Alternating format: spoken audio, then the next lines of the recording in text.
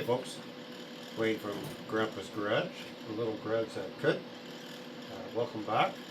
This is part 4 of the trunk lid fabrication.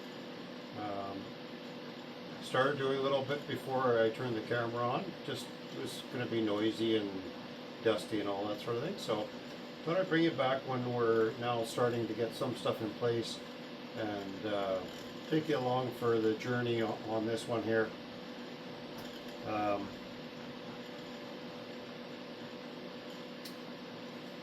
Okay, so one of the things that I did work on that I had been working on before was this upper inner structure section. Got it pretty much all dialed in for fitment. Fits very well. Probably a little bit of adjustment here and there, but with all this it's going to be a little bit of adjusting anyways. One of the next things I want to do is actually I want to reinforce this upper section. So I've got a piece of the 3/4 by 3/4 tubing here that's been arced to accommodate or match the curvature on the lower apron at the back of the car here.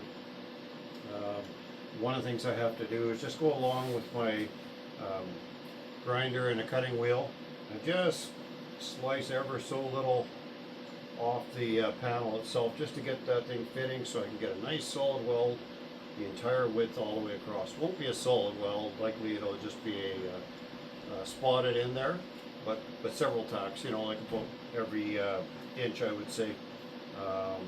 It's not going to be seeing moist like water or anything like that. It's just going to be hidden, and then we'll seam seal everything up once it's all in place. It's more intended as a to add more rigidity and lateral strength for this trunk lid, which is very critical.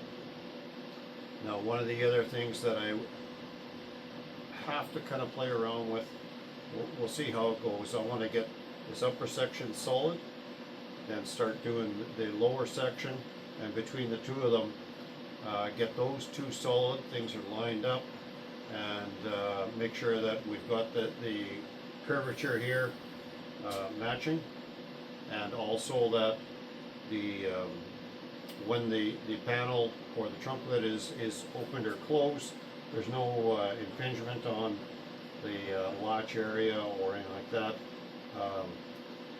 I can see that there's probably a little bit of adjustment being required there, but for time being, what I'm going to do is I'm just going to put on some protective equipment again, like usual, and let's trim this thing up, and then once it's trimmed up I can probably tack it in place, which would be kind of nice, make that nice and solid, and yeah, so come on for the ride.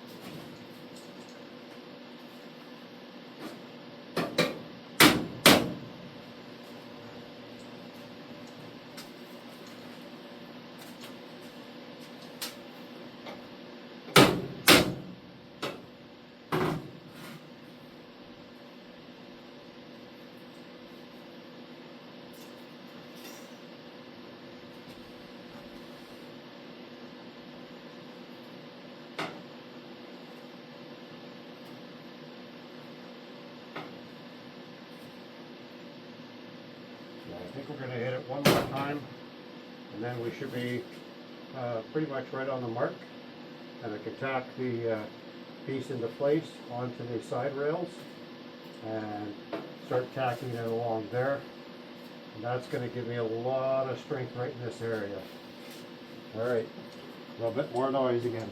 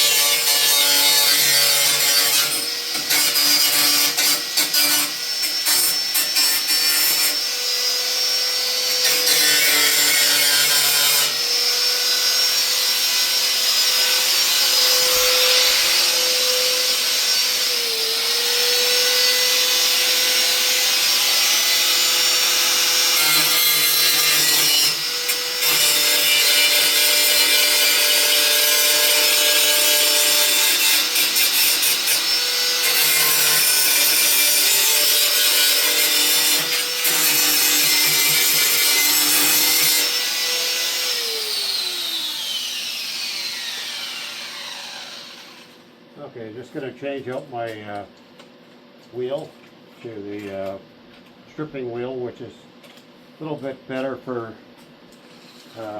cleaning some of the rust off.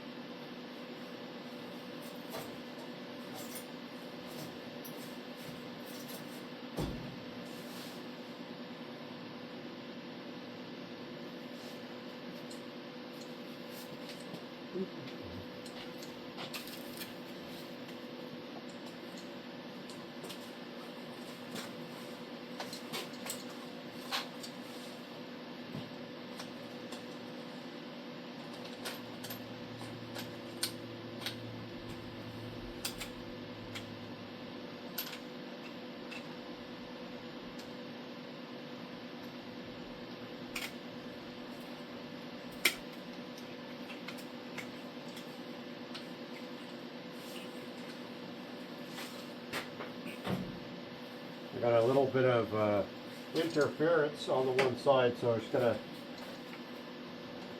pull the bracket back, and then I'll touch it up with the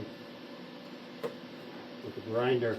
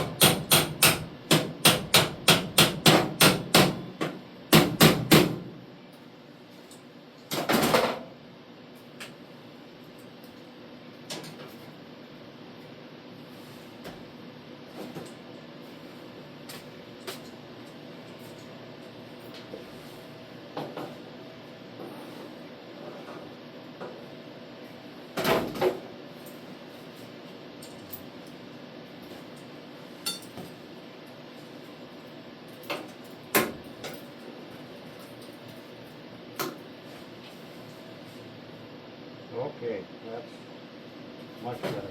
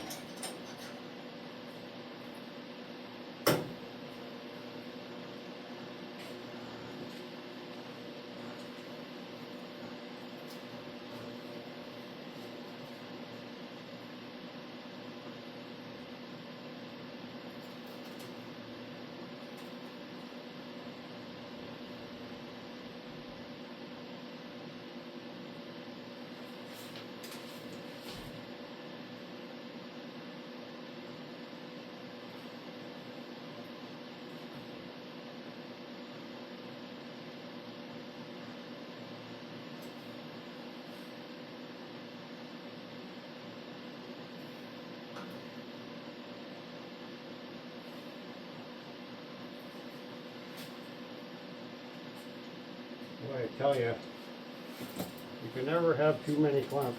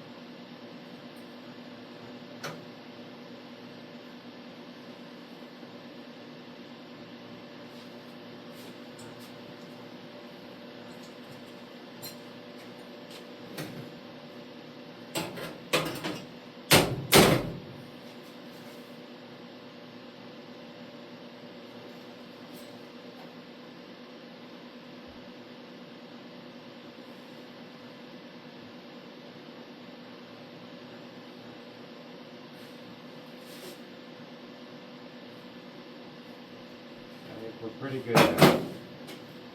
So I'm just going to switch out welding helmet to get her tack in place.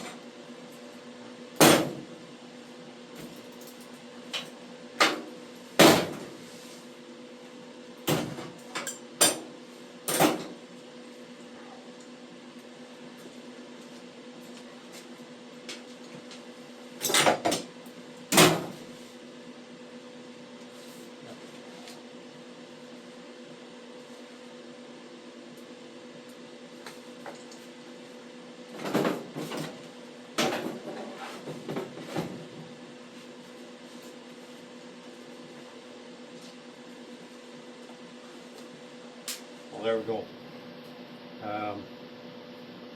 The support is tacked in. I'm not going to totally finish weld it right now. Want to get the rest of the structure in, just on the off chance that you have to cut a couple of welds and readjust everything.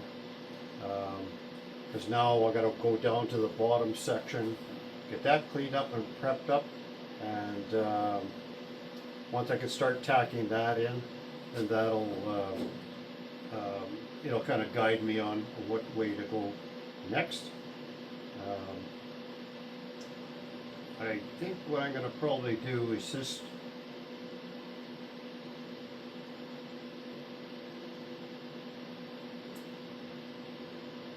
I'm going to probably stop the video right now, just so that when I go to the lower section here, it'll I'll be better prepared and ready for putting that together. There's a lot of things that you got to do, like, as I'm sure you're aware, in order to be ready for it. There's a little bit more adjustment on these side rails. There's cleanup on the bottom pan. So I'll get everything all prepped up and ready to go, and then we'll come back and start putting this thing together. I'm getting anxious for it, but I gotta slow myself down a little bit. It's very easy to get too anxious and end up causing yourself more work. So for today, I think that's gonna do it. We'll come back to this in a while, and we'll bring you back for that. But anyways, I'm Dwayne from Grandpa's Garage, the little garage that could, saying thank you very much for coming along for my little journey on working on this 34 Terraplane. I appreciate all your support. I definitely ask that you like, share, and subscribe to the channel, and I look forward to getting the next video out, and hopefully it'll be more interesting for you. This, one of the necessary things, I guess, is when you're doing a project like this, there's going to be stuff that's just tedious, and it's part and parcel. Like, you don't just wave a magic wand and it happens. So, but I may as well try and bring you back for stuff that's a little bit more engaging. Watching me sand and grind or whatever is probably not the most exciting thing. But anyways, again, Dwayne from Grandpa's Garage. We'll see you again.